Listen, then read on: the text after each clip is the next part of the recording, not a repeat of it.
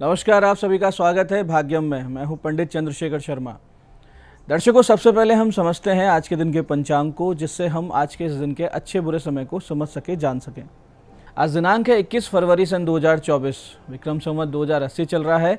माघ मास है, शुक्ल पक्ष है, बसंत ऋतु है, तिथि आज की द्वादशी है और आज का वार है बुधवार।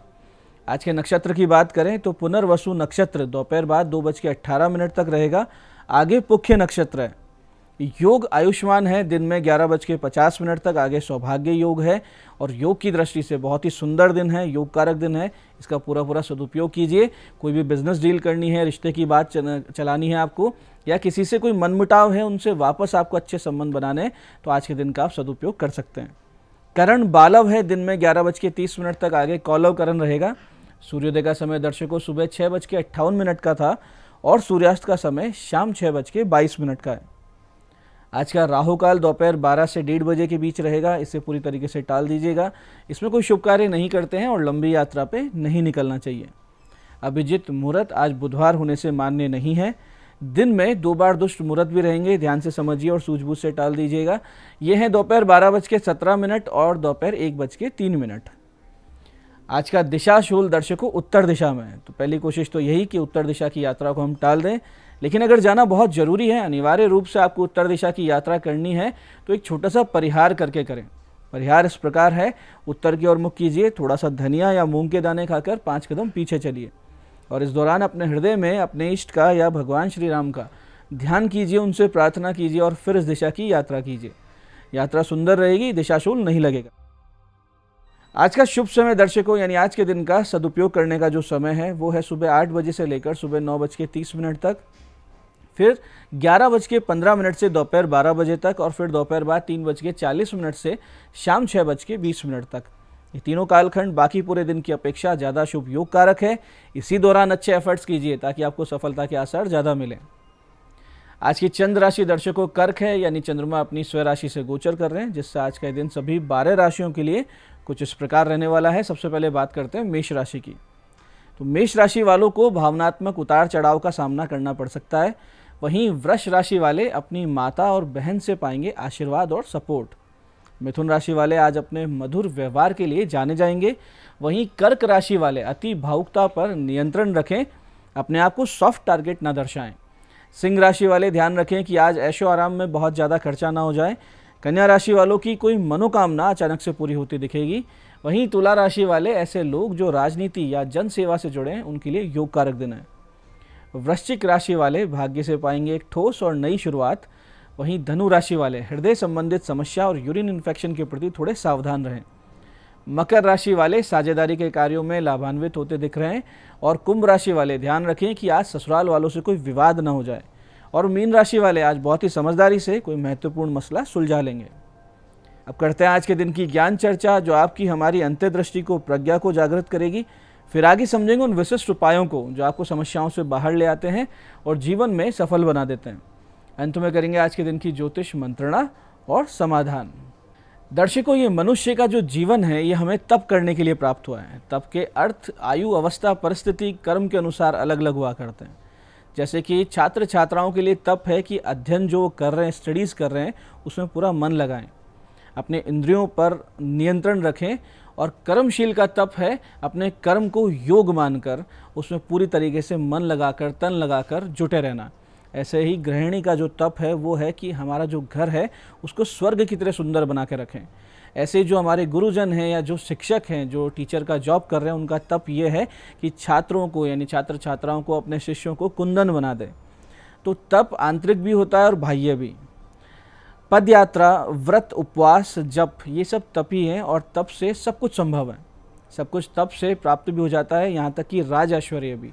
इस बारे में शास्त्र यूँ कहते हैं कि यद दूरम यद दूराध्याम यच्च दूरे व्यवस्थितम तत्सर्वम तपसा साध्यम तपो ही दुरतिक्रमम।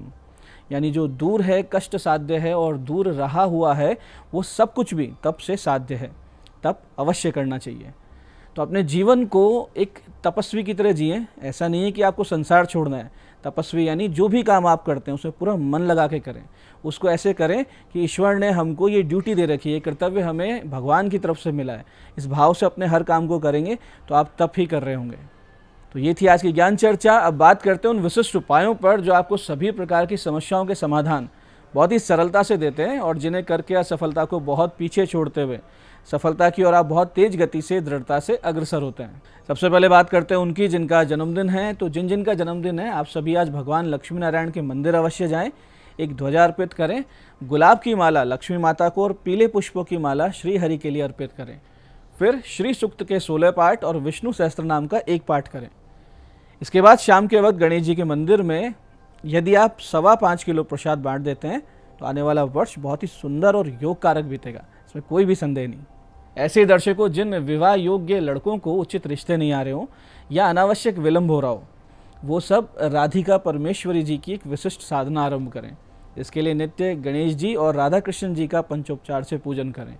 श्री कृष्ण को मोर पंख अर्पित करें और एक बांसुरी अर्पित करें।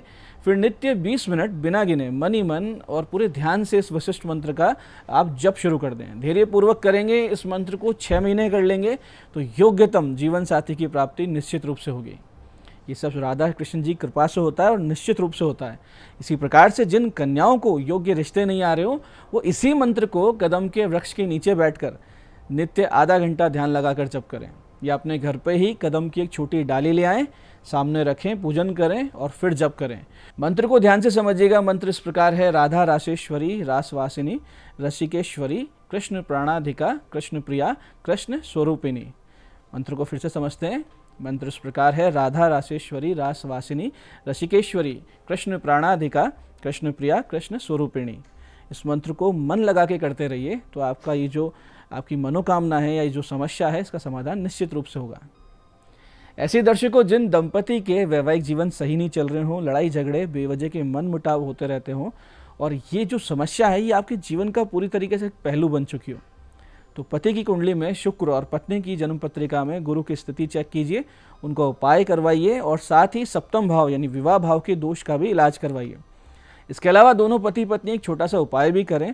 नित्य भगवान श्री गणेश और श्री कृष्ण का पंचोपचार से पूजन करें और फिर बैठ के आधा घंटा दोनों जने साथ बैठे बिना गिने इस मंत्र का जप करें। कुछ दिनों में सभी दोष मिटकर दंपति में आपस में प्रेम सम्मान की स्थापना निश्चित रूप से हो जाएगी। जो मंत्र जाप करना वो इस प्रकार है, ध्यान से समझिएगा। ओम नमो भगवते रुक्मणी वल्लभाय स्वाहा। मंत्र को फिर से समझते हैं। ओम नमो भगवते रुक्मणी वल्लभाय स्वाहा। तो ये थे आज के विशिष्ट उपाय जो आपको समस्याओं से बाहर ला रहे हैं, मनोकामनाएं आपकी पूरी कर रहे हैं। अब बात करते हैं आपके सवालों की। आपके सवालों में आज हमारे पास जन्म पत्रिका आई है हमारे दर्शक विकास मीणा जी की। 15 जुलाई 1998 का जन्म है, दोपहर बाद 4:31 दूसरा। वैवाहिक स्थिति ठीक करने का उपाय बताएं, यानी वैवाहिक जीवन समस्याग्रस्त चल रहा है। देखिए विकास जी, वृश्चिक लग्न मीन राशि की पत्रिका आपकी। लग्नेश मंगल अष्टम भाव में अस्त है जिस पर शनि की दृष्टि भी है। ऐसे में आप बहुत ज़्यादा हतोत्साहित होकर उग्र हो जाते हैं। सप्तमेश भी आपका अष्टम में जिस पर शनि की दृष्टि है। सप्तम भाव का बंधन होना भी दर्शा रहा है। आप धैर्य बनाए, मंगल के जाप करवा लीजिए और एक मूंगे का लॉकेट पहन लीजिए और नित्य हनुमान जी के मंदिर जाइए, शाम की आरती अटेंड कीजिए। शनिवार के दिन नीम पीपल बरगद के वृक्ष लगा दीजिए, आपको शांति आने लगेगी जीवन में। पूर्ण शांति आपके वैवाहिक जीवन में अप्रैल 2027 से आएगी। आज की दूसरी पत्रिका हमारे पास आई है हमारे दर्शक अभिनव यादव जी की। 12 अगस्त सन 2000 का इनका जन्म है। रात्रि 9:08 जयपुर। विदेश जाने के योग कब हैं, ये इनका प्रश्न है। देखिए अभिनव जी, चतुर्थ यानी निवास स्थान, भाग्य के मालिक, लग्नेश कर्मेश गुरु, तीनों का संबंध आपकी जन्म पत्रिका में 12 भाव से बहुत ही प्रबलता से बन रहा है, जो साफ दर्शा रहा है कि आप विदेश जाएंगे और वहाँ बसने का योग भी, यानी वहाँ सेटल होने का योग है काम धंधे के सिलसिले में। इसके लिए बहुत अच्छा जो समय है वो अप्रैल 2024 से अप्रैल 2025 के मध्य बनेगा। किसी प्रकार की समस्या ना आए, जीवन में आप तरक्की करें, इसके लिए मंगल के 7 गुना जप अवश्य करवाएं। एक अच्छा सा मूंगा भी पहन लीजिए। आज की तीसरी पत्रिका आई है हमारे पास हमारे दर्शक शिव कुमार जी की। 21 फरवरी 1978 का जन्म है, दोपहर 1:30 बीकानेर। स्वास्थ्य समस्याएं बहुत ज़्यादा रहती है, हेल्थ इश्यूज़ हैं, उपाय बताएं।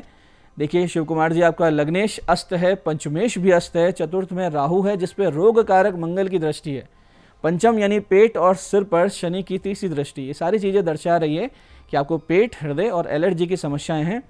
बुध शुक्र के 7 गुना जप करवाइए, मंगल राहु की शांति करवाइए। साथ ही आप खुद भी नित्य 11 माला ओम होम जूम से यानी कि लघु मृत्युंजय की करना शुरू कर दीजिए। निश्चित रूप से आपको आराम आएगा, इसमें कोई संदेह नहीं।